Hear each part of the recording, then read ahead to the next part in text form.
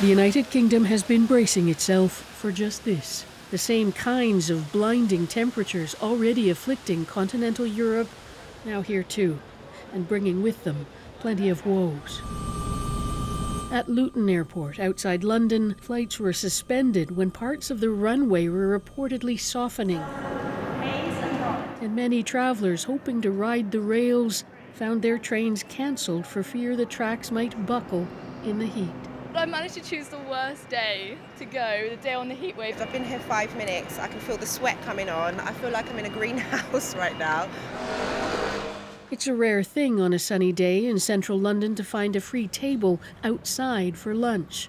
Not so today. Many clearly heeding advice to stay indoors. Experts say it's not just high temperatures setting this heat wave apart. It's the breadth of the country they're impacting.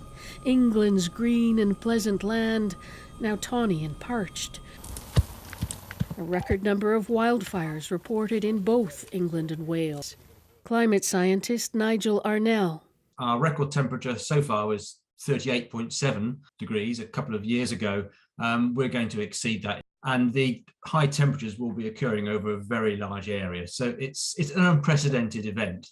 Climate change activists hope that the unprecedented nature of the UK's heat wave will encourage people who might have been ambivalent about global warming up to now to take it a little more seriously. But a recent poll of British Conservatives currently in the process of choosing Britain's next Prime Minister listed climate change as the least of their concerns. Arsenault says that's a problem. I think a lot of the discussion at the moment is about the short-term risks of doing something about climate change and not the longer-term benefits of having done something about climate change.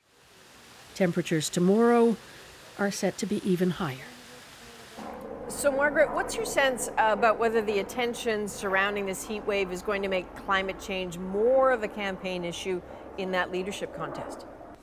Well, not in the way many climate activists would like, Adrienne. It is a subject of debate, but the question is whether or not, or the question they're asking is whether or not the British government should continue to try to meet its climate change targets, like reducing carbon emissions by 2050 to net zero. Some of the candidates, one of whom will be the Prime Minister of Great Britain, are actually pitting that against the cost of living crisis. One contender actually said tying yourselves into these targets was equivalent to economic disarmament. And one of the leading contenders said it's an issue that she thinks should be put, for now, on the back burner. And no pun intended, presumably. All right, thank you, Margaret. Margaret Evans in a steamy London.